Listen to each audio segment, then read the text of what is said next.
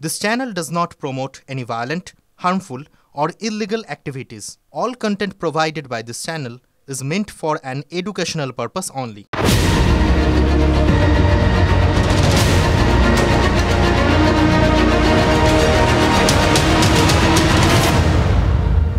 নমস্কার, শুভ বিজয়া আপনাদের সবাইকে। দেখুন, মাঝখানে বেশ কয়েকদিন ছিলাম না, আপনাদের সঙ্গে দেখা করিনি, কিন্তু মুশকিলটা কি জানেন তো, চারপাশে ছুটি হতে পারে কিন্তু খবরাখবরে তো ছুটি নেই, রোজই কিছু না কিছু ঘটছে। তাই বেশি দিন আপনাদের সাথে দেখা না করে থাকা গেল না, শুরুই করে দিলাম। কারণ এই মুহূর্তে যা যা ঘটছে তা নিয়ে কিছু কথা তো না বললেই নয়। মানে বলতেই পারেন ঘটছেটা কি ঘটছে, যেটা সবথেকে বেশি ইন্টারেস্টিং, বেশ কিছু বিপরীতধর্মী ঘটনা আমাদের চারপাশে ঘটছে, জানেন তো। মানে আপনারা নিশ্চয়ই খেয়াল করেছেন যে ব্যাপারগুলো এটা কি করে হলো, একই সঙ্গে একদম বিপরীতমুখ দুটো ঘটনা, সেটা কি করে হচ্ছে। এই যে ধরুন, একদিকে কাল থেকে বিসর্জন চলছে, আর আরেকদিকে মানুষজন তো এখনও ঠাকুর দেখছেন। একদিকে সোশ্যাল মিডিয়ায় লোকে বিজয়ের শুভেচ্ছা জানাচ্ছে, আর অন্যদিকে একদল লোক সোশ্যাল মিডিয়াতেই বসে বসে হিসেব কষে দেখিয়ে যাচ্ছেন আর বাকি 377 দিন। মানে একদিকে পজিটিভ, একদিকে নেগেটিভ। পরের বছরের ষষ্ঠীর অপেক্ষা এখন থেকেই কিছু লোক শুরু করে দিয়েছেন আর তার হিসেব মেলাচ্ছেন। তার মানে একটা উৎসব ফুরিয়েও ফোরাচ্ছে না। এইটা খুব ইন্টারেস্টিং, জানেন তো। এই যে প্রত্যেক বছর সে অদ্ভুত একটা কথা শুনেছিলাম, পড়েছিলাম, সেটাই আপনাদের সামনে রিপিট করতে হচ্ছে। এই দুর্গাপুজোটা অদ্ভুত, জানেন তো। প্রত্যেকবার আসে, এত বলি তাও প্রত্যেকবার চলেও যায়, কিন্তু এবার যাওয়ার মধ্যে দিয়েও মানে এই রকম একটা যে সিকোয়েলের যে ফান্ডাটা আজকাল যে সিনেমাগুলোতে থাকে না, লাস্ট সিনে দেখবেন একটা কিছু এমন একটা কিছু দেখিয়ে দিয়ে গেল যা থেকে আপনি বুঝতে পারলেন ও তাহলে তো ব্যাপারটা শেষ হয়নি, তার মানে এর পরে আবার কিছু আসবে।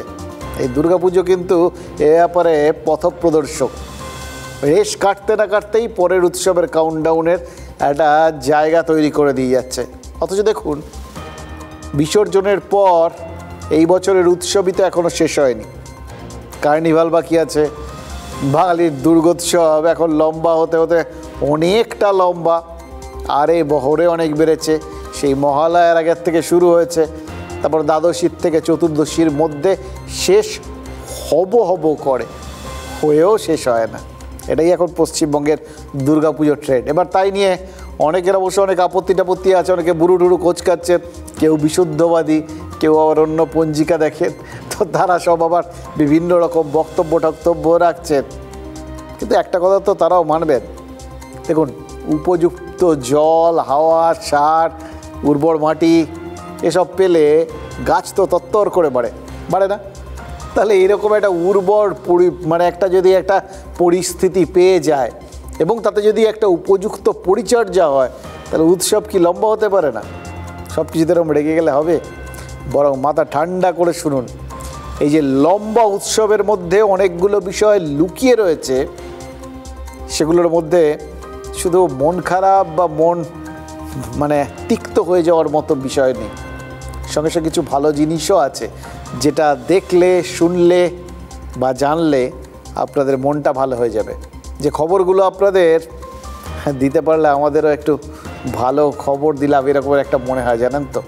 আজকে সেরকম একটা খবর দিয়ে আর কি, সত্যিকারের আলো দেখানোর খবর।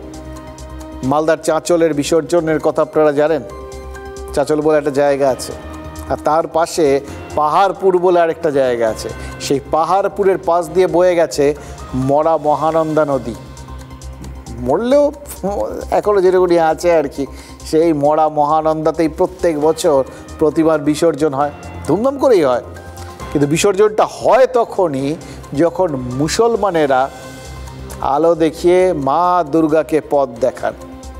মুসলিমরা মা দুর্গাকে ওই তার বাপের বাড়ি থেকে শ্বশুর বাড়ি ফেরত যাওয়ার রাস্তায়, কৈলাসের রাস্তাটায় আলো দেখানোর কাজ করে। ভাবতে পারেন কি অসাধারণ প্রথা। মালদার মানুষজনই স্বীকার করেন এই ধরনের সম্প্রীতির ছবি আজকাল বড় একটা দেখা যায় না। এবার যাদের জেলায় এরকম একটা ঘটনা ঘটে তারাই যখন বলছেন এই ধরনের ছবি, সম্প্রীতির ছবি বিরল, তখন মেনে নিতে কোনো অসুবিধা আছে? যা বিরল তাই আজকের শুরুতে, কারণ পুজোকে ঘিরে এরকম ভালো খবর বা আমাদের এতদিন ধরে আপনাদের সঙ্গে কথাবার্তা বলছি, কদিন আর ভালো খবর ঘটে। ভালো খবর যদি কিছু ঘটে যেটা আপনাদের দিতে পারছি, দিয়ে শুরু করতে পারছি, সেটাও তো একটা বিরল ঘটনাই বটে। বিসর্জনের শোভাযাত্রা বেরিয়েছে। দোতলার বারান্দা থেকে ঝুঁকে পড়ে দেখছেন বাড়ির মেয়ে বউরা। 1915 সালে এই ছবি এঁকেছিলেন গগনেন্দ্রনাথ ঠাকুর।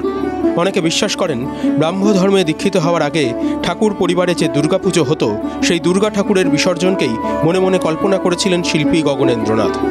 কল্পনাই হোক বা বাস্তব, গগনেন্দ্রনাথের ছবিতে নজর কাড়ে বিসর্জনের রাতে রাস্তার অন্ধকার মুছে দেওয়া উজ্জ্বল আলো, প্রতিমার সামনে জমে থাকা ভিড়ের হাতে হাতে থাকা মশাল।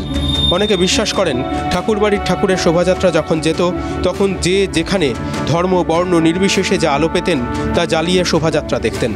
এখনো যেমন লণ্ঠন জলে মালদার চাঁচলের পাহাড়পুরে। চাঁচলের রাজবাড়ির পুজো হয় পাহাড়পুরের এস্টেটে। দশমীর দিন ঠাকুর দালান থেকে প্রতিমা বের করার পর গ্রামের শোভাযাত্রা বেরোয়। শোভাযাত্রা ঘুরতে ঘুরতে গিয়ে পৌঁছয় মরা মহানন্দার ঘাটে। তারপর এপারের মানুষ ওপারে তাকান। পাহাড়পুরের উল্টো দিকে শাওড়াগাছি গ্রাম। শাওড়াগাছির অধিকাংশ মানুষ মুসলিম। শোনা কথা, প্রায় 400 বছর আগে শাওড়াগাছিতে মহামারী হয়। সে বছর বিসর্জনের রাতে দেবী দুর্গা স্বপ্নাদেশ দেন, দশমীর গোধূলি লগ্নে বিসর্জনের আগে জ্বালাতে হবে আলো। শাওড়াগাছির মানুষ আলো দেখানোর পরেই হবে বিসর্জন। সেই স্বপ্নাদেশ এখনো পালন করছে শাওড়াগাছি।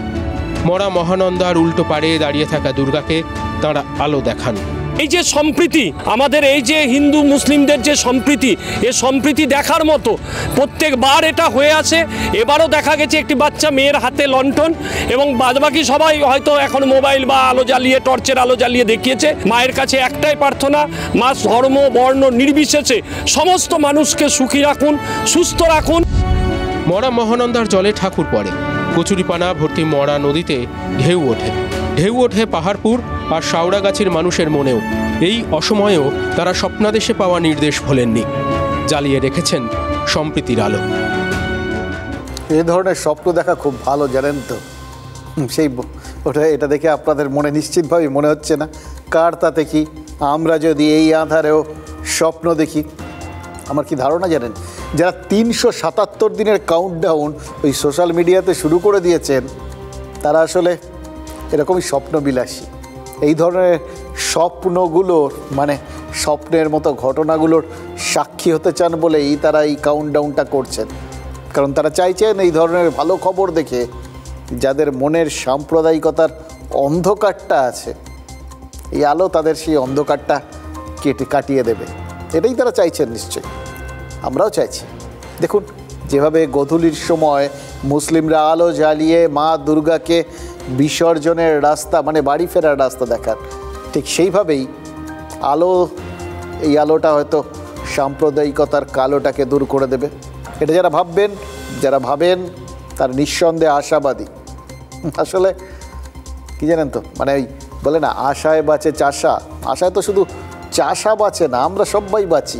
আর তাই পুজো পার্বণের দিনে মানুষ আশা করে যে এবার একটু হলেও নিশ্চিন্তে থাকা যাবে, কারণ এই সময়টা তো বাঁশ কেউ হাতে পাবে না, কারণ যাবতীয় বাঁশ তো প্যান্ডেলে থাকে আর কাঠিগুলো সেগুলো ঢাকে থাকে।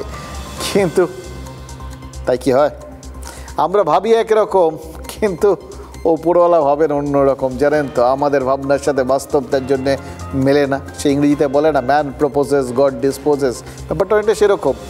ফলে বাঁশ যতই প্যান্ডেলে থাক আর কাঠি যতই ঢাকে থাক, যাদের যা করার একে তাকেই বাঁশ দেওয়া নেওয়া কথাগুলো আমরা শুনি না, সেই রকম আর কি, সেগুলো তারা করতে শুরু করে দিয়েছে। কাঠিবাজি মানে যে শব্দগুলোর সঙ্গে এই বাঁশ কাঠি যুক্ত, সেই সংক্রান্ত সব কিছু, এর কোনো বিরাম নেই। ইনফ্যাক্ট এই ধরনের আমরা শুধু মনে মনে ভাবি তো যে এই পুলিশ আর এই সাংবাদিক, এদের কোনো ছুটিপত্র থাকে না। আমরা ভাবি আর খুব নিজেদের মধ্যে মনে মনে মাঝে মধ্যে খারাপও লাগে, আবার এটাকে গর্বেরও ব্যাপার বলে মনে করি। কিন্তু এর বাইরেও কিছু লোক আছেন যারা বাঁশাবাসি করেন আর কাটাকাটি করেন। কাটিবাজি, তারা তারা ছুটি নেন না। তারা সমস্ত পরিস্থিতিতে সমস্ত সময় 70-এর মুখে ছাই দিয়ে, আশাবাদীদের মুখে ছাই দিয়ে তারা নিজেদের কাজটা করে যান। এই যে দেখুন, রোববার কলকাতার রেড রোডে দুর্গাপুজোর কার্নিভাল, আর তার আগে নিরঞ্জন শোভাযাত্রার ডাক দিয়ে বসে আছেন সজল ঘোষ। এবার সজল ঘোষ কলকাতা পুরসভার বিজেপি কাউন্সিলর, পাশাপাশি তার দ্বিতীয় পরিচয় কি, ওই সন্তোষ মিত্র স্কোয়ারে লেবুতলা পার্ক, ওখানে যে দুর্গাপুজোটা হয় সেই পুজোর প্রধান উদ্যোক্তা।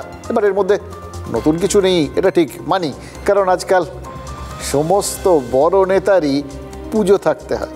পুজোটা একটা স্ট্যাটাস সিম্বল, যার যত বড় পুজো সে তত বড় নেতা। এবার এটা নিয়ে নেতা মন্ত্রীদের নিজেদের মধ্যে কিন্তু প্রবল আকচি আছে। এক পার্টির হলেও কেউ কাউকে ছেড়ে কথা বলেন না, এটা আমরা খুব বিলক্ষণ জানি। কিন্তু দেখুন, এর মধ্যে যদি আবার এক পার্টি না হয় অন্য পার্টি হয়, তখনই ব্যাস ওই যে জিনিসগুলোর কথা বললাম সেই জিনিসগুলো শুরু হয়ে যায় বলে অভিযোগ।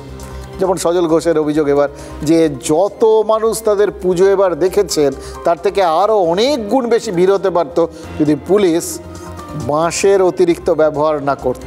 মানে এটা অন্য বাস ভাববেন না, এটা সত্যিকারের বাস, যথার্থ বাস, গেটো কেঁটো বাস। পুলিশ ওই বাঁশের ব্যারিকেড দিয়ে রাস্তা ঘুরিয়ে দেওয়াতেই নাকি বহু মানুষ ইচ্ছে থাকলেও সন্তোষ মিত্র স্কোয়ারের পুজো দেখতে পারেননি বলে সজলবাবুর অভিযোগ। এবার তার এই অভিযোগ পুজোর মধ্যেই কিন্তু অস্বীকার করেছিল কলকাতা পুলিশ। এবার তারা জানিয়ে দিয়েছিল যে ভিড়কে ঘুরিয়ে দেওয়ার কোনো উদ্দেশ্য তাদের ছিল না। কিন্তু মুশকিল হচ্ছে যে তারাও একরকম বলছেন, সজলবাবুও একরকম বলছেন, কেউ কারোর বক্তব্য বা ব্যাখ্যায় যে বিশেষ সন্তুষ্ট হচ্ছেন না সেটা তো প্রত্যেকটা মুহূর্তে তারা বুঝিয়ে দিচ্ছেন। এই যেরকম আজকে সজল ঘোষ যে অবস্থানটা নিয়েছেন সেটার মধ্যেও তো তারই প্রতিচ্ছবি, অসন্তোষ। সজল ঘোষ পরিষ্কার জানিয়ে দিয়েছেন আগামীকাল বিকেলে তাদের বিসর্জনের যে শোভাযাত্রা বেরোবে সেই শোভাযাত্রা শুধু যে পাড়ার লোক বা কমিটির সদস্যদের নিয়ে হবে তেমন ভাববেন না। যারা ইচ্ছে থাকলেও সন্তোষ মিত্র স্কোয়ারের ঠাকুরটা দেখতে পারেননি, মানে ওই বাঁশের জন্য আর কি, বাঁশ দিয়ে যাদের আটকে দেওয়া হয়েছে আর কি, তারাও নাকি আসতে পারেন। মানে তাদের আস্থা আহ্বান জানিয়েছে। মানে এটাকে একটা এদিকে বিসর্জনের মিছিল, সেটাকে তিনি একটা প্রতিবাদ মিছিলের একটা চেহারা দেওয়ার প্ল্যান করে ফেলেছেন। এভাবেও দেখতে পারেন। রাজনীতিক তো এন্ড অফ দ্য ডে, রাজনীতিকরা সব কিছুর মধ্যে রাজনীতি খুঁজবেন এবং রাজনীতি করবেন এবং রাজনৈতিক ভাবে সমস্ত জিনিসকে ব্যবহার করবেন, এটাই স্বতঃসিদ্ধ। এবার এটাকে ইটের বদলা পাট কেলে বলে আপনারা মনে করতে পারেন, কিছু করার নেই, সব চলে।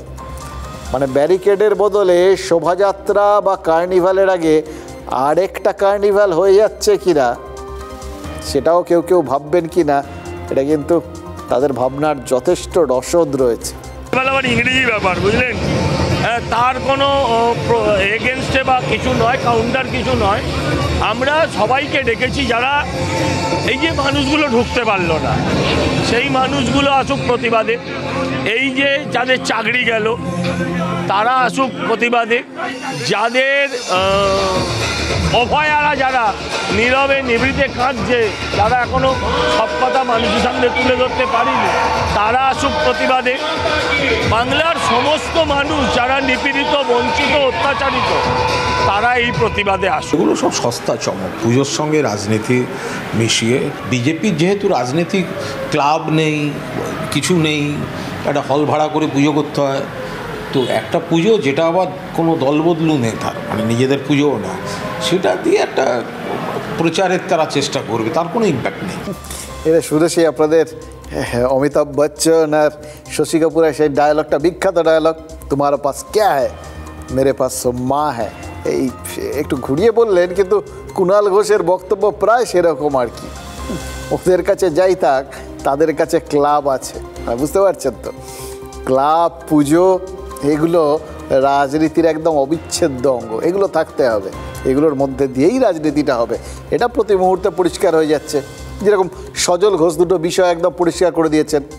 এক, এটা অরাজনৈতিক উদ্যোগ, এবং দুই, তাদের আগামীকালের এই শোভাযাত্রা রাজ্য সরকারের যে পুজো কার্নিভালটা হচ্ছে আর কি, সেটার কোনোভাবেই পাল্টা নয়। এবারে এটাকে অনেকে মনে করতে পারে সেই সতর্কীকরণ বিজ্ঞপ্তির মতো তলায় খুদে খুদে করে লিখে দেওয়া, বা ওই রেডিও বা অন্যান্য জায়গায় ঝড়ের গতিতে পড়ে যাওয়া সদর হানিকারক, ওরকম একটা কি বললো কেউ বুঝবেন না, কিন্তু ওটা সতর্কীকরণ বিজ্ঞপ্তি। মানে নিয়মটাকে কোনো রকম ছুঁয়ে রাখা আর কি। তো সজল ঘোষ ওরকম ছুঁয়ে রাখলেন আর কি, টেকনিক্যালি কারেক্ট থাকলেন।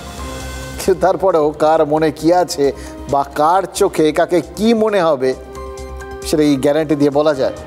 এই যে রোববার রাজ্য সরকারের পুজো কার্নিভালের দিনেই, এমনকি প্রায় একই সময়ে উত্তর কলকাতার থেকে যার একটা মিছিল হবার কথা আছে, যে মিছিলে শুভেন্দু অধিকারী সহ বেশ কয়েকজন বিজেপি নেতা যে থাকবেন এটা নিশ্চিত। হয়তো সজল ঘোষও পরশুর ওই মিছিলে থাকতে পারেন। এটা তো গোটা বিষয়টার মধ্যে একটা বেশ টুইস্ট এনে দিয়েছে, কাহানি মে টুইস্ট বলে না সেরকম। এই যে মিছিলটা ডাকা হয়েছে এটাও তো প্রতিবাদ মিছিল। এই সজল ঘোষের বিসর্জন মিছিল যেরকম প্রতিবাদ মিছিলের চেহারা নেওয়ার কথা, মানে সজল ঘোষের দাবি অনুযায়ী, ঠিক একইভাবে এটার মধ্যে আর কি ওই কোনো রকম ভেক নেই, এটা তো পরিষ্কারভাবেই একটা প্রতিবাদ মিছিল। এই মিছিলটা তো ডাকাই হয়েছে জমা জলে বিদ্যুৎ স্পৃষ্ট হয়ে ওই 10 জন মানুষের মৃত্যুর ঘটনার প্রতিবাদ মিছিল হিসেবে, যে মিছিলকে কার্নিভালের পাল্টা কর্মসূচি বলে আবার ইতিমধ্যেই সন্দেহ করে বসে আছেন কল্যাণ বন্দ্যোপাধ্যায়ের মতো তৃণমূল নেতা। এবার দেখুন, রেড রোডের কার্নিভালে সমস্যা তৈরি করতেই বিজেপির উদ্যোগে পরশুর ওই মিছিল করা হচ্ছে বলে তৃণমূল কংগ্রেস রাজনৈতিক অভিযোগ করে ফেলেছে। এটা মানে সেটা রাজনৈতিক দৃষ্টিভঙ্গি। আবার কলকাতা হাইকোর্ট বলে দিয়েছে যে শুভেন্দু অধিকারীদের রোববারের ওই মিছিলটা হবে, আটকানো যাবে না।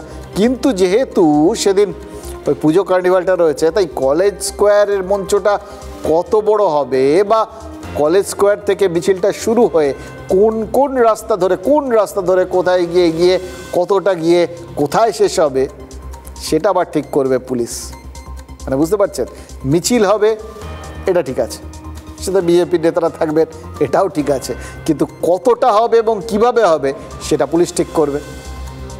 এবং রেড রোডের ওই পুজো কার্নিভালের সঙ্গে শুভেন্দু অধিকারীদের মিছিলের কোনো বিরোধ তৈরি হবে কি না, কেউ কারুর পথ কাটবে কি না, সেইটা নিয়ে একটা যে জল্পনা, যে একটা সংশয় তৈরি হবে, সেটা কার মনে তৈরি হবে? আপনার আমার মতো সাধারণ মানুষের মনে। আমাদের তো ছোটোখাটো বিষয়ে আগ্রহ না, আমরা এইটুকুনিই জানি, সামনাসামনি হয়ে যাবে না তো, বলে কি হবে? কি হবে সেটা কেউ জানে না, কারণ রাজনীতিতে কখন কি ঘটে যায় কিচ্ছু বলা যায় না। এই যে রেড রোডে কার্নিভালটা শুরু হবে বিকেল 4:30 থেকে, কিন্তু যে পুজো কমিটিগুলো ওখানে কার্নিভালে অংশ নিচ্ছে তারা তো সকাল থেকেই রেড রোডের পথে রওনা দেবে। ওই 4:05 বাড়ির থেকে বেরিয়ে 4টের সময় পৌঁছে যাবে স্টেশনে, এরকম ব্যাপারটা তো না। মানে পুরো সময়টা ধরেই কার্নিভালটা চলছে, একটা চলমান ঘটনা, এইভাবে আপনারা দেখতে পারেন। আবার এই শুভেন্দু অধিকারীদের এই মিছিলটা এটা কটার থেকে, কার্নিভালের সময়ের সঙ্গে যেন মিছিলের সময় না মেলে এটা বলে দিয়েছে হাইকোর্ট। মিছিল আর ওই কার্নিভালের সময় দুটো যেন আগু পিছু করে নেওয়া হয়, এরকম একটা ব্যাপার বলে দেওয়া হয়েছে। এবার দেখুন, কার্নিভালের টাইম কোনটা, যেটা সরকারিভাবে কার্নিভালটা যখন শুরু হবে সেই সময়টা 4টে, এবার তার 2 ঘন্টা আগে মানে দুপুর 2টোর থেকে বা তার আগে মিছিলের সময় ঠিক হতে পারে। কিন্তু ওই বললাম, ওই কার্নিভাল মুখী পুজো কমিটিগুলো তারা তো রওনা দেবেন যে যার জায়গা থেকে আরও অনেক আগে। তাদের সঙ্গে যদি মাঝ রাস্তায় কোথাও এই প্রতিবাদ মিছিলের দেখা হয়ে যায়, দেখুন বিদ্যুৎ স্পৃষ্ট হয়ে মৃত্যুর প্রতিবাদ মিছিলের সঙ্গে এই কার্নিভালের মিছিলের দেখা হয়ে যাবে কি না সেটা তো রোববার বোঝা যাবে। কিন্তু কাল কী হবে সেটাও তো একটা ভাবার বিষয়। কাল জেলায় জেলায় পুজোর কার্নিভাল, একটু আগে মানে পরশু দিন কলকাতায়, তার আগে জেলাটা সেরে তারপর তার কালমিনেশন মানে সামগ্রিকভাবে পরিসমাপ্তি এই বিশাল উৎসবের সেদিন। তো এই কার্নিভালগুলোতে যেগুলো জেলায় হবে সেখানে নাকি বাঁশ বা কাঠি যাই বলুন না কেন তা নাকি অভাব হচ্ছে না। এমনি বলছি না, দেখা মিলছে তো টুকটাক, ইঙ্গিতও মিলছে, এবার কেউ বলতেই পারে আরে সব তো প্যান্ডেল খুলে ফেলা শুরু হয়েছে। আরে শুরু হয়েছে, কিন্তু ঠাকুর না বেরোলে, কার্নিভাল করে বিসর্জন না গেলে ওই যে কটা খোলা হয়েছে তার বাঁশ আর কাঠিতেই কি কাজ হয়ে যাচ্ছে? ভাবার বিষয়। কিন্তু দেখুন, শিলিগুড়ি আর মালদায় এই কার্নিভাল নিয়ে যে বিতর্ক শুরু হয়েছে তার থেকেই তো এই প্রশ্নটা দানা বাঁধছে। বহু পুজো কমিটি নাকি এই কার্নিভালগুলোতে যেতে চাইছে না বলে এবার শোনা যাচ্ছে, জানেন তো। এবার তার মধ্যে ভাববেন না এটার মধ্যে খালি শুধু ওই বিরোধীদের কারসাজি, এরকম কোনো ব্যাপার নেই। এর মধ্যে তৃণমূল নেতাদের পরিচালিত পুজো নাকি আছে। এবার ভাবছেন তো, এ তো মহা গোলমেলে কাণ্ড। এর মধ্যেও কি তাহলে গোষ্ঠীদ্বন্দ্ব?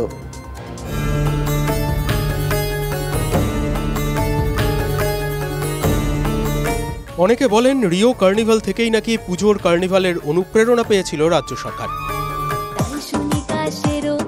প্রথমে কলকাতা আর তারপর জেলায় জেলায় কার্নিভাল শুরু হয় রাজ্যের উদ্যোগে। কিন্তু এবছর কি হবে? উৎসাহে কি ভাটা পড়ছে? মালদা জেলায় পুজো হয় প্রায় 4-5 হাজার। মালদা জেলায় সরকারি অনুদান পায় 1100-র মতো পুজো। শিলিগুড়ি মহকুমায় অনুমোদিত পুজো প্রায় 1000। শিলিগুড়ি মহকুমায় অনুদান প্রায় 600 পুজো। মালদায় কার্নিভালে থাকার কথা ছিল 23টি পুজোর। শেষ পর্যন্ত মালদার কার্নিভালে নাকি থাকতে পারে 17খানা পুজো। শিলিগুড়ির কার্নিভালে থাকার কথা ছিল 20 থেকে 25টি পুজোর। শিলিগুড়ির কার্নিভালে থাকতে পারে 10 থেকে 11টি পুজো।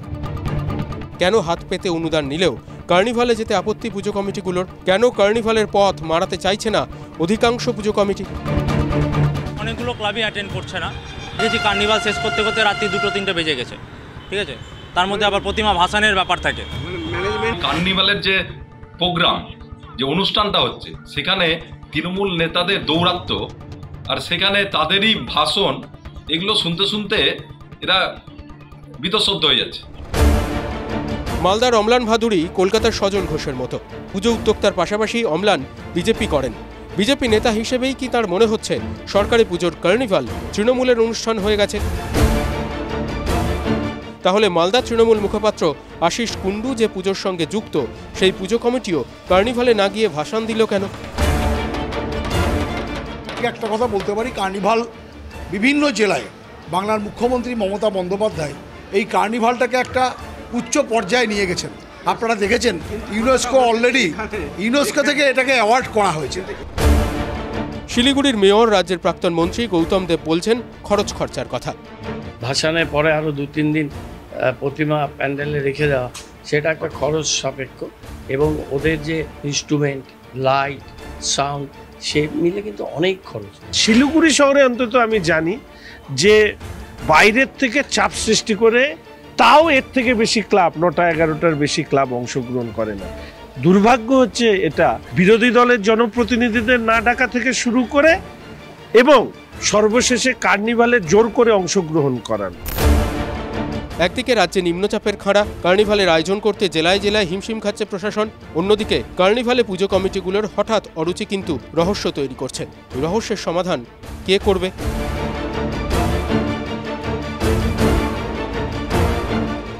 এবার হচ্ছে আসল প্রশ্ন, কার্নিভালে পুজো কমিটিগুলোর অরুচিটা হলো কেন?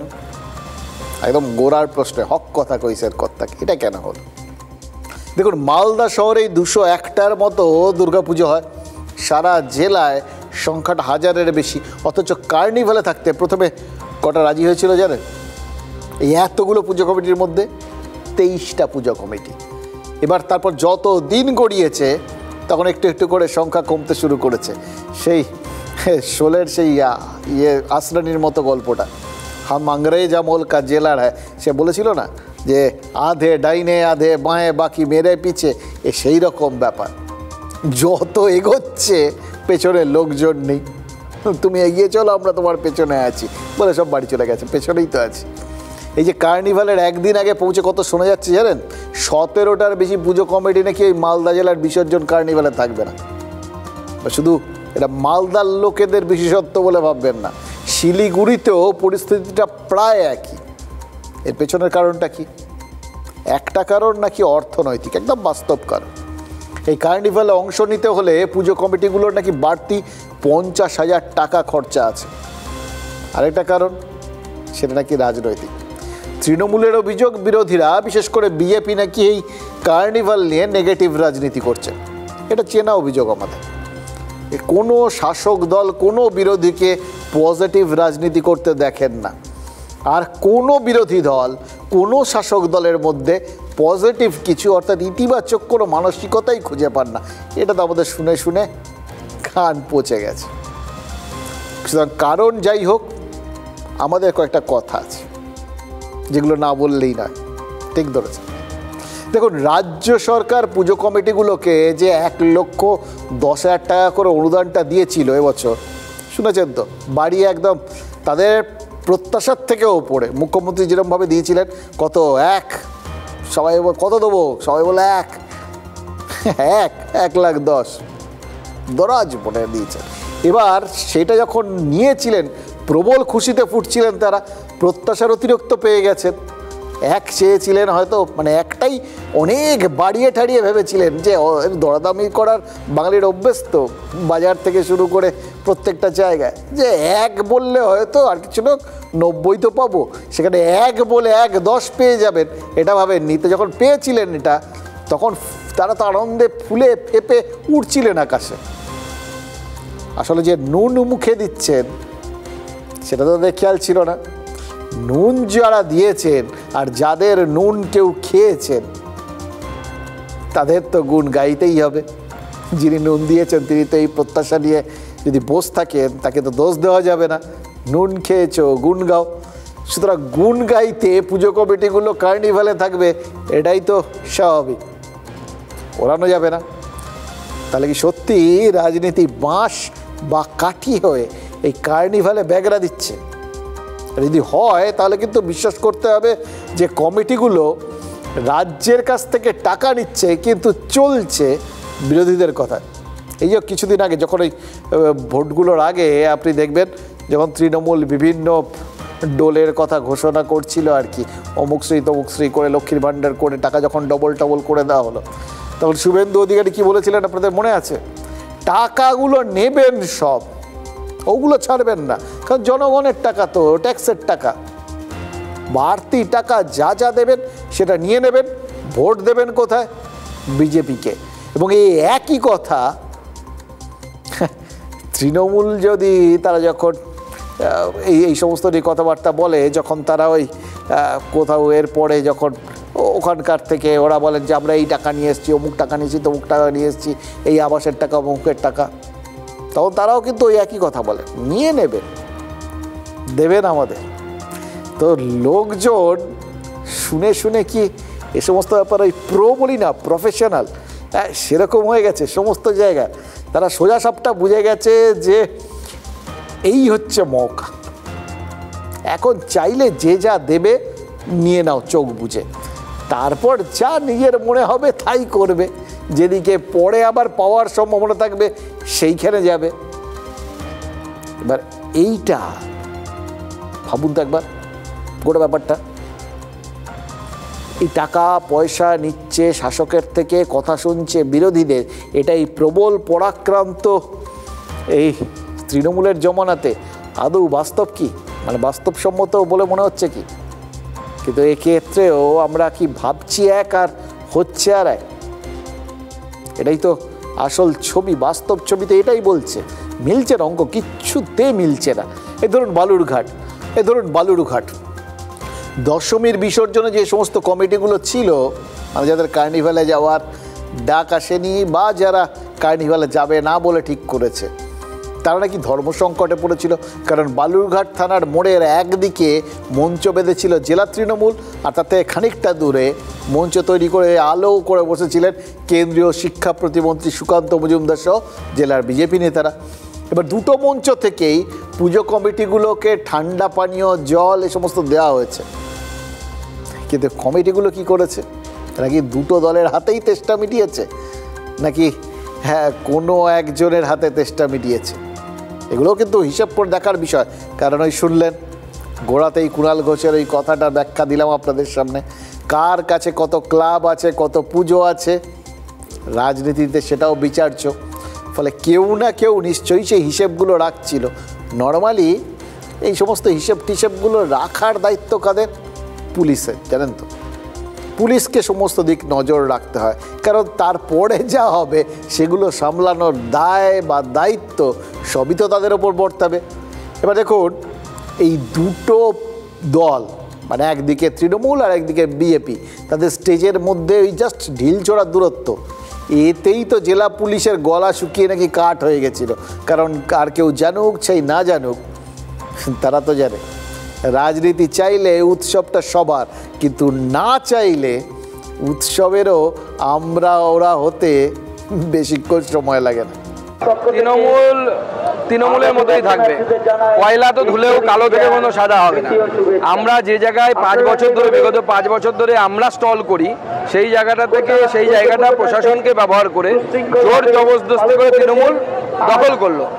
দখল করে যদি পজিটিভ সেখানে স্ট্যান্ড তৈরি করে পজিটিভ কিছু করতো আমাদের ভালো লাগতো। তারা কি হলো, খেলা হবে, গান চালালো, জয় বাংলা জয় বাংলা স্লোগান দিল, এটা মানুষের কি উপকার হয়? এখানে আমরা মনে করি না যে আমাদের কোনো রাজনৈতিক উদ্দেশ্য আছে। আমরা মানুষের কিছু সাহায্য করবার জন্য, তৃণমূল কংগ্রেস মানুষের কাছে পৌঁছাবার জন্য আজকের এই একটা আমরা সহায়তা শিবির খুলেছি। আমরা যদি বলি উনি ঝাড়মাই দল করার জন্য আমাদের কাছ থেকে 10 হাত দূরের মধ্যে 10-15 হাত 20-এর মধ্যে একটা মঞ্চ করেছেন, আমরাও তো পাল্টা অভিযোগ আনতে পারি, আমরা তো পাল্টা অভিযোগ করিনি। ঠিক, অভিযোগ কিচ্ছু করেননি, বলেছেন কি অভিযোগ করতে পারতেন, আপনারাও যা বোঝার সেটা বুঝেছেন, কিন্তু কেউ কিচ্ছু বলেননি, কেউ কিচ্ছু করেননি। এটার থেকে আপনাদের শিক্ষা কি? রাজনীতিকরা যা বোঝাবেন চোখ বুঝে বুঝে যান, শুধু সেইটা নিয়ে পরে আর ভাবতে যাবেন না, জানেন তো। এই যে পুজো শেষ হয়ে গেল, মানে প্রায় শেষ আর কি, কার্নিভাল এখনও হয়নি, অফিসিয়ালি শেষ তো বলতে পারবো না, গন্ডগোল থেকে যাবে। তো যাই হোক, এই যে পুজোটা গেল, এর থেকে কি শিক্ষা পেলেন? আপনি বলবেন পুজোর থেকেও শিক্ষা, একদম তাই। শিক্ষা ব্যাপারটা সবেতেই কম বেশি রয়েছে আজকাল, শিক্ষা প্রতিষ্ঠানের বাইরে আর কি, ওখানে খুব একটা শিক্ষার আজকাল খোঁজ খবর পাওয়া যাচ্ছে না, সেটা আপনারা সবাই জানেন। শিক্ষা এখন খবরে আছে, শিক্ষা এখন দুর্নীতিতে আছে, শিক্ষা এখন চুরিতে আছে, আর পুজোতেও আছে, রণে বনে জঙ্গলে সর্বত্র। মানে বিষয়টা দেখুন, উৎসবের আলোয় সব বিতর্ক ঢেকে যাবে, এটাই শিক্ষা, এটাই প্রমাণিত সত্য। এটা কিন্তু প্রত্যেকবার যখন কোথাও উৎসবের আলো দেখবেন, একটু ঠান্ডা মাথায় ভেবে দেখবেন তার মধ্যে কোন কোন অন্ধকার ঢাকা পড়ে গেল। গতবার তিলোত্তমার খুন আর ধর্ষণের আন্দোলনটাকে মনে আছে? উৎসব আসতে এই আন্দোলন জাস্ট ভ্যানিশ। এবার প্রথমে এসএসসি পরীক্ষা, নানা বিতর্ক দানা বেঁধেছিল, তারপর এই ধরুন এত 26,000-এর চাকরি টাকরি চলে যাওয়া, এত আন্দোলন, এত কিছু, একদম পুজোর মুখে সেগুলো সব ভ্যানিশ। পুজোর মুখে এত বড় একটা দুর্যোগ হলো, বিদ্যুৎ স্পৃষ্ট হয়ে এতগুলো প্রাণ চলে গেল, কিন্তু দেখুন উৎসবের ঢাকে কাঠি পড়তেই লোকজন কিরম নেচে উঠল। তাই যত পারো আলো জ্বালাও, উৎসবের আলো জ্বালাও, মানুষকে উৎসবে মাতিয়ে রাখো। এটা এমন এক ধরনের আফিং যাতে মানুষ একদম মৌতাতে বুঁদ হয়ে থাকে, এবং তাহলে কোনো প্রতিবাদ করার কথাও মাথায় আসবে না, আর যা প্রতিবাদ ছিল সেগুলো করতে ভুলে যাবে। কি করছিলাম যেন, ও সামনে উৎসব তো ওটাই করছিলাম, ব্যাস।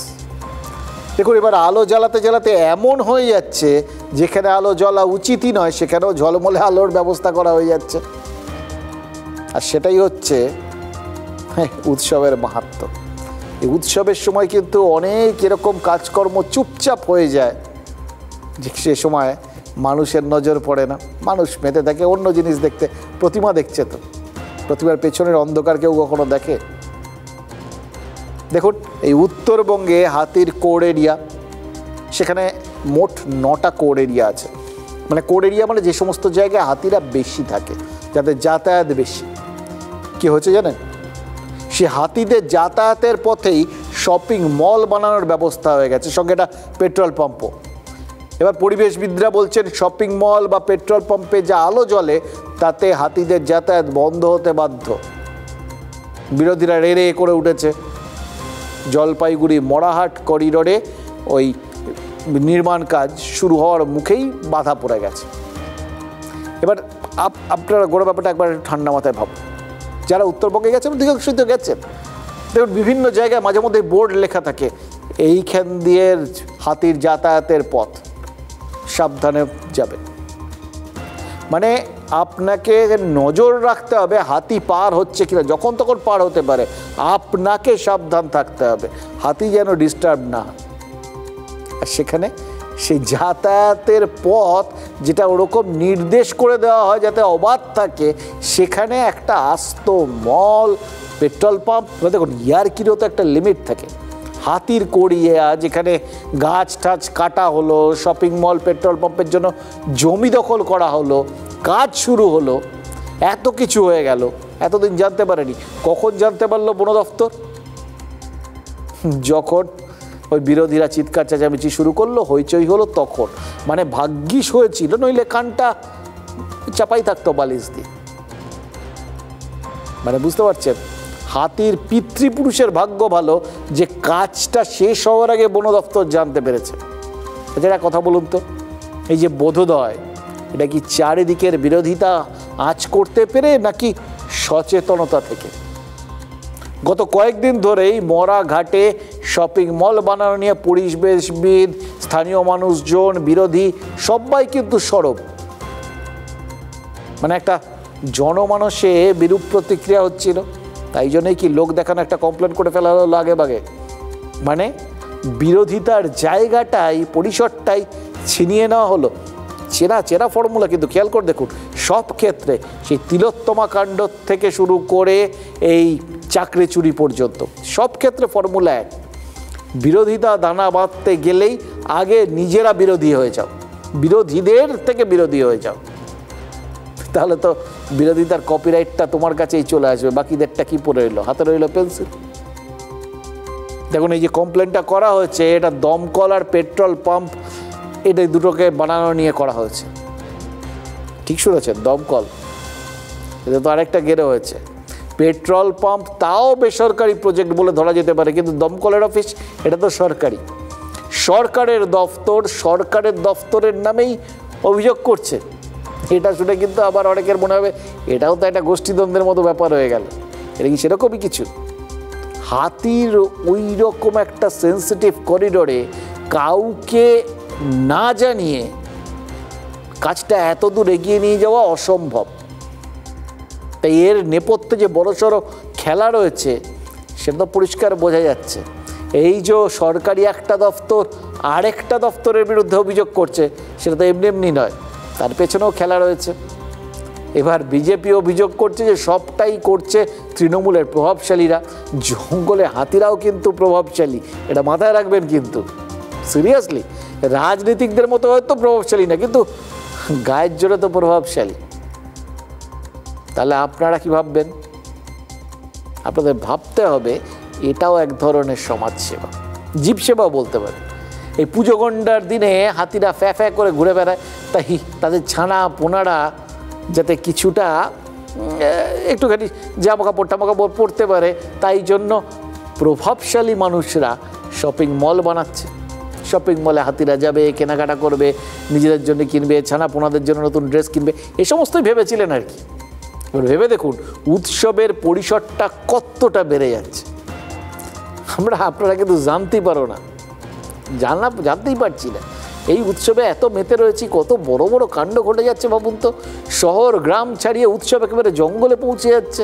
মানে উৎসবের দিনগুলো জঙ্গলে অন্ধকার থাকে, তাই প্রভাবশালীরা জীবসেবা করতে হাতির করিডোরেও শপিং মলের আলো পৌঁছে দিচ্ছে।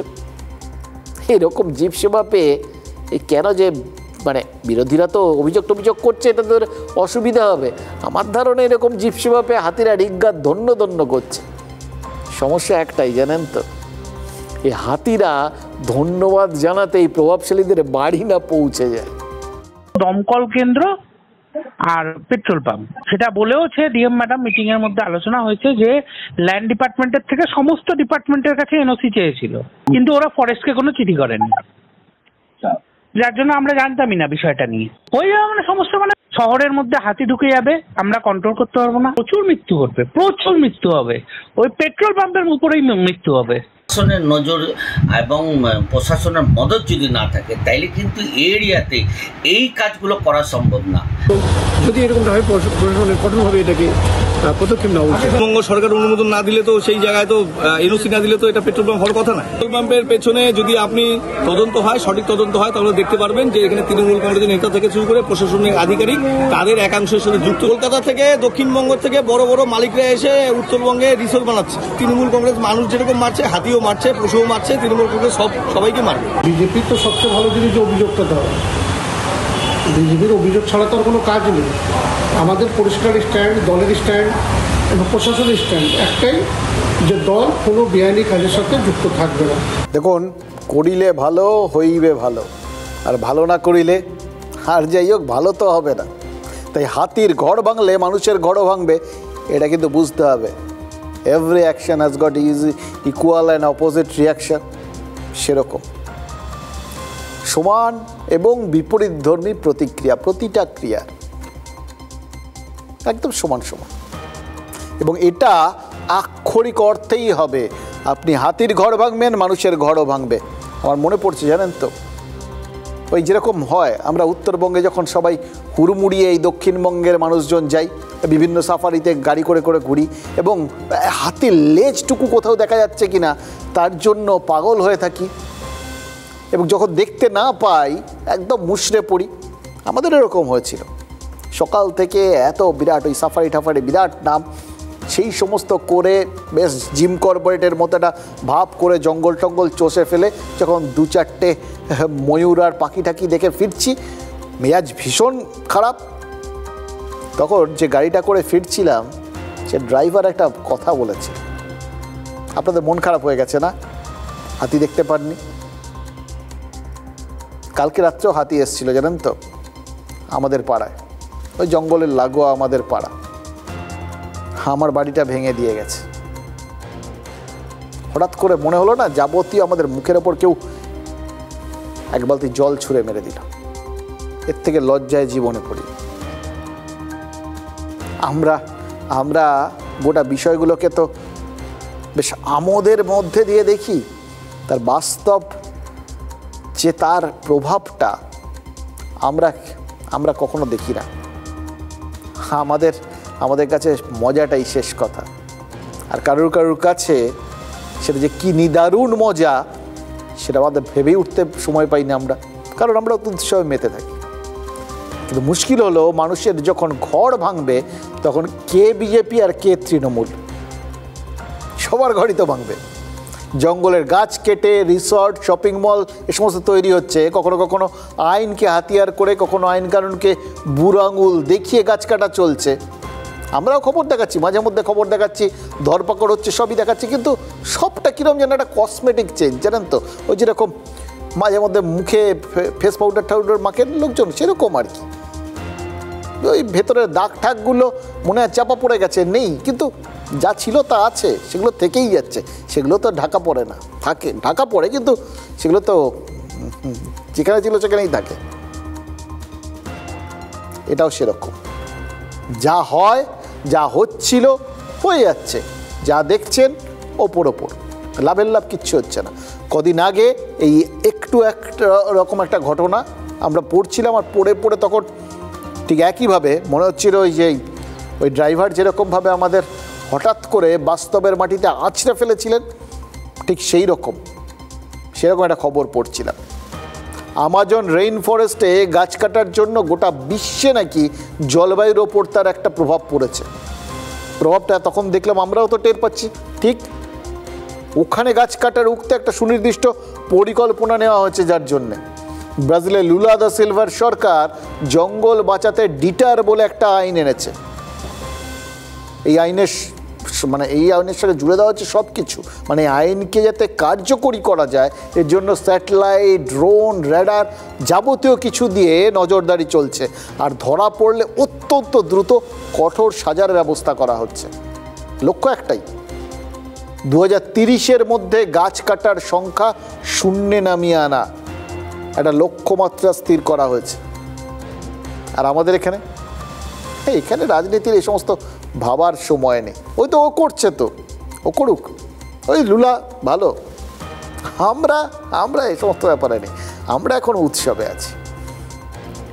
একবারও ভাবছি না এই যে অসময়ের বৃষ্টি, বারবার নিম্নচাপ, যখন তখন বাজ পড়ছে, এসবের কারণে যে বারবার ক্ষয়ক্ষতি হচ্ছে, প্রাণহানি হচ্ছে, এগুলো কেন হচ্ছে? শাসক বিরোধী কোনো দলের কোনো বক্তব্যে, কোনো রাজনীতিকের বক্তব্যে এটা খুঁজে পেয়েছেন আপনারা? ভাবার সময় পেয়েছেন এরা? এবার ট্রেন্ডটা খেয়াল করে দেখুন, এইবার একটা করে মেলাতে থাকুন। পুজোর মুখে এক রাতের বৃষ্টিতে সব ডুবে গেছিল, আচমকা ঘটে যাচ্ছে সব। এই সব কিছুই তো জলবায়ুর বদলের প্রভাব। এমন বৃষ্টি হলো, প্যান্ডেল সব ধসলো, জলে জলাক্কার, হাঁটু জল, মানে বিভিন্ন জায়গায় যে পরিমাণ বৃষ্টি হলো, এক একটা জায়গায় হয়তো গোটা বছরের বৃষ্টি কয়েক ঘন্টায় হয়ে গেল, আর মাঝখান থেকে বেশ 10টা প্রাণ চলে গেল। আচমকা কয়েক মিনিটের ঝড় চারপাশে শুরু হয়ে যাচ্ছে, সব আচমকা হচ্ছে, সব লন্ডভন্ড করে দিচ্ছে। কাল রাতে সন্দেশখালিতে হয়েছে এরকম। সন্দেশখালির পাথরঘাটা গ্রাম আর তার পাশের বেশ কয়েকটা গ্রাম জাস্ট তছনছ হয়ে গেছে, ওই হঠাৎ করে আচমকা একটা ঝড়, টর্নেডো, ঘূর্ণি। বহু পরিবার পথে বসেছে।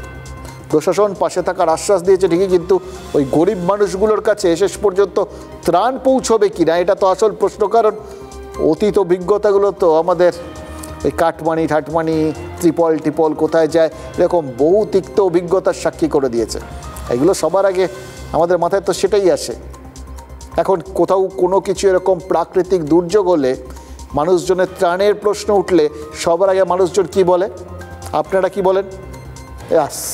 এবার কিছু লোকের পকেট পড়বে, মানে এটাই স্বাভাবিক হয়ে গেছে, আমাদের গা সহ হয়ে গেছে।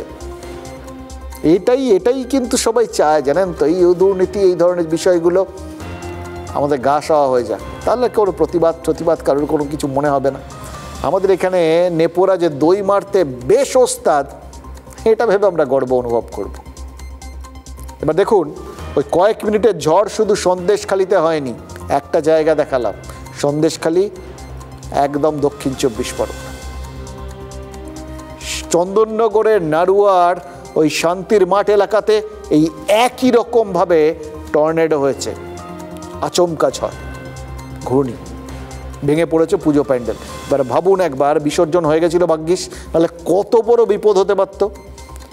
এবার চন্দননগরের এই ঝড়টা নাকি 1 মিনিটেরও কম সময়ে, তাতেই যা ক্ষয়ক্ষতি হয়েছে চোখ ফেরাতে পারবেন, আতঙ্কে ভুগবেন।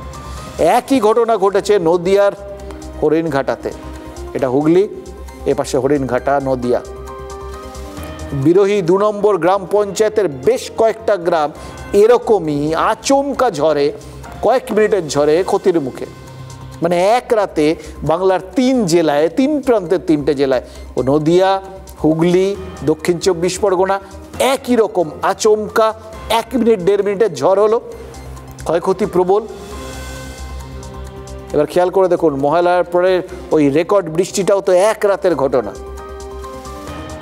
দশমীর রাতেও দুর্যোগ দেখা গেছে, কিন্তু সেই পরিমাণ নয়। আজ আবহাওয়া দপ্তর এটা নিয়ে আরেকটা আশঙ্কার কথা শুনিয়ে রেখে দিয়েছে। বলছে যে আমরা এতদিন ধরে শুধু হিসেব করছিলাম বৃষ্টি হবে, তাতে উত্তরবঙ্গে নাকি বেশি প্রভাব পড়বে, যারা বেড়াতে গেছেন বিপদে পড়বেন, এই সমস্ত।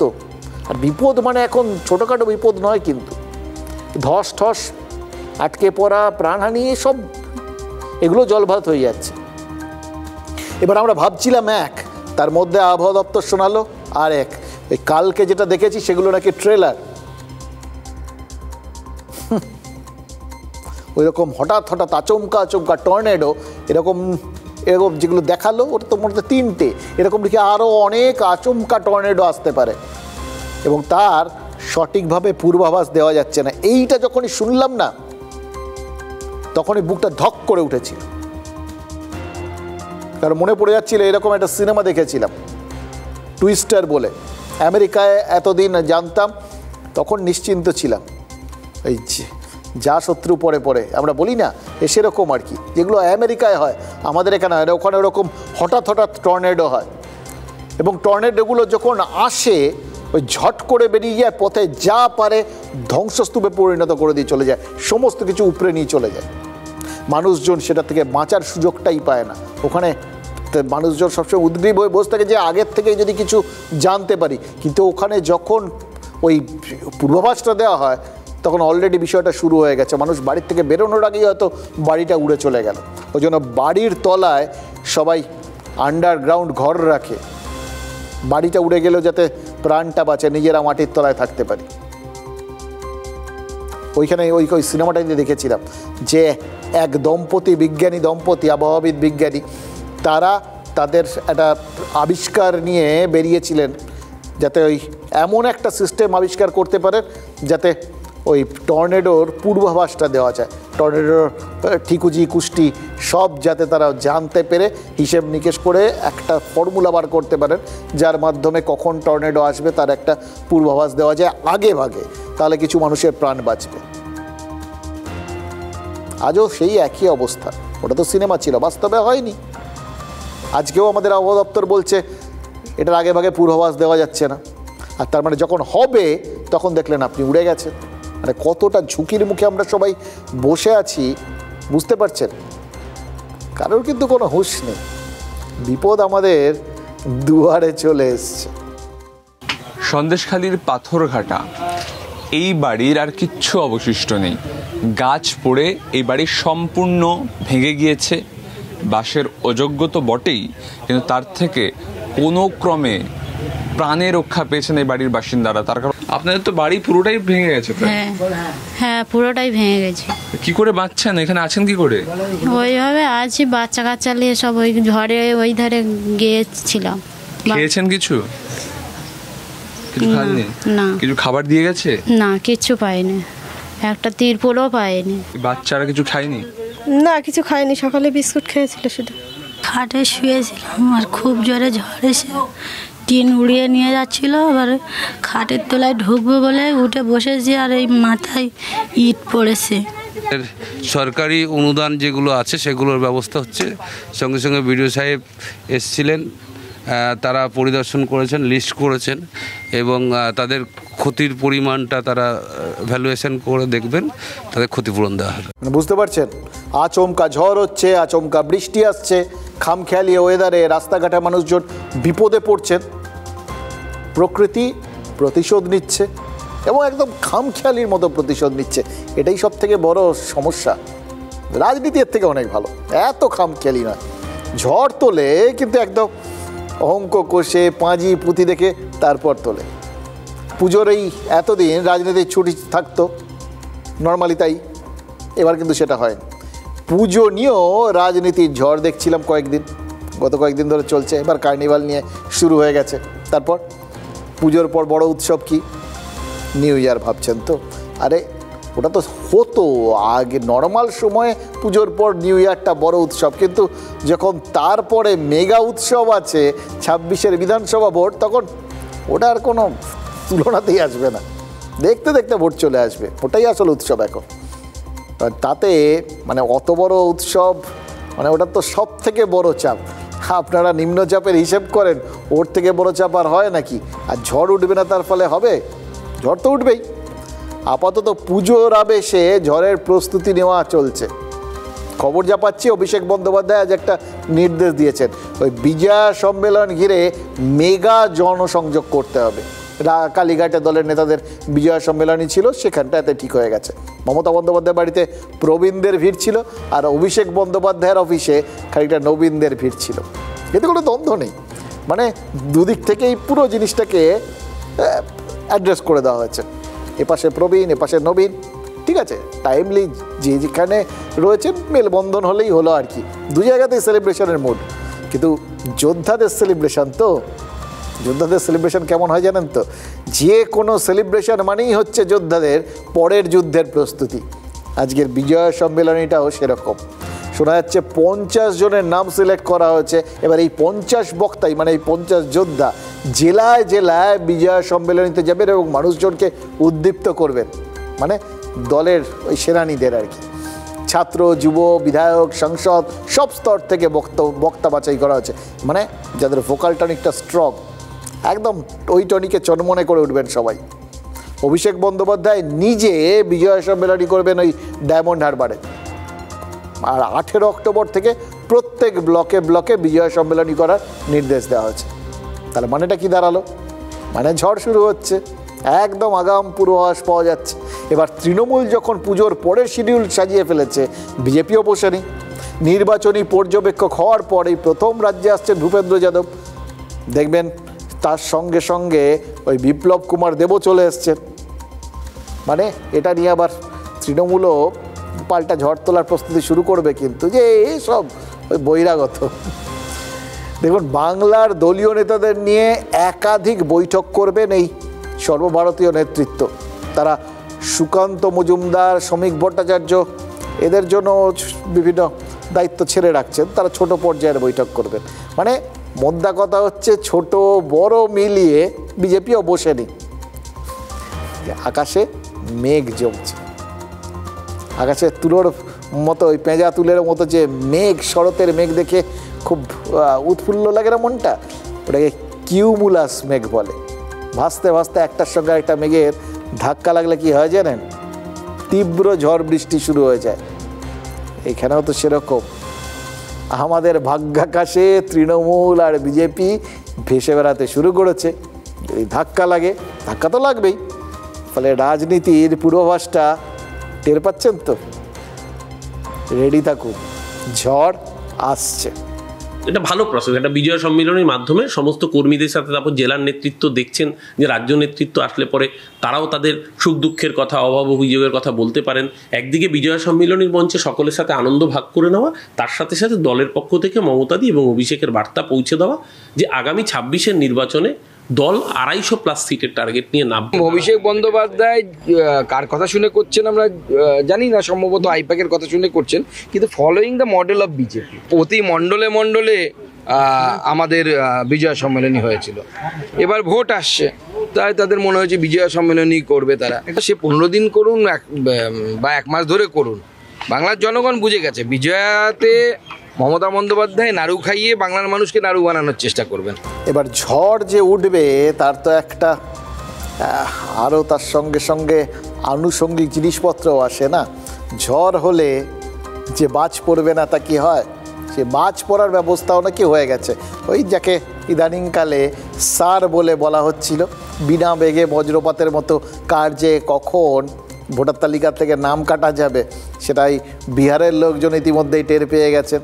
প্রথমে 65 লাখের নাম ঠাম কাটা গেছিলো, পরে শোনা গেছে ফাইনাল লিস্ট যখন বেরিয়েছে তখন আবার 18 লাখ যোগ হয়ে গেছে। কিন্তু তারপরেও তো মানে বেশ বড় সড়ক একটা সংখ্যা, প্রায় 140-45-এর নাম তো বাদ গেছে। সেটা তো মানে ফেলনা নয়। এবার এই বাংলায় কার নাম বাদ যাবে সেটা নিয়ে ভাববেন পরে। এইখানে স্যার হবে কি না, হতে দেওয়া হবে কি না, সেটা নিয়েই তো তৃণমূল অলরেডি একটা সংঘাতের স্টান্স নিয়ে বসে আছে। অর্থাৎ এখানে তারা বলে দিয়েছে স্যার হতে দেওয়া যাবে না। এখানে নাকি স্যার করাই হচ্ছে তৃণমূল ভোটারদের নাম বাদ দেওয়ার জন্য। মানে বুঝতে পারছেন, খেলা শুরু হওয়ার আগেই উত্তেজনা একদম তুঙ্গে। আর উত্তেজনা হলে মানে এরকম রাজনৈতিক উত্তেজনা যখন তুঙ্গে যায়, তখন বিপদ কার? উলুখাগড়ার, আপনার আমার। সুতরাং সাধু সাবধান, বাড়িতে আন্ডারগ্রাউন্ড ঘরটা রেডি করে বসে থাকুন, কারণ আচমকা কখন যে টর্নেডো আপনার ওপর আছড়ে পড়বে টের পাবেন না কিন্তু।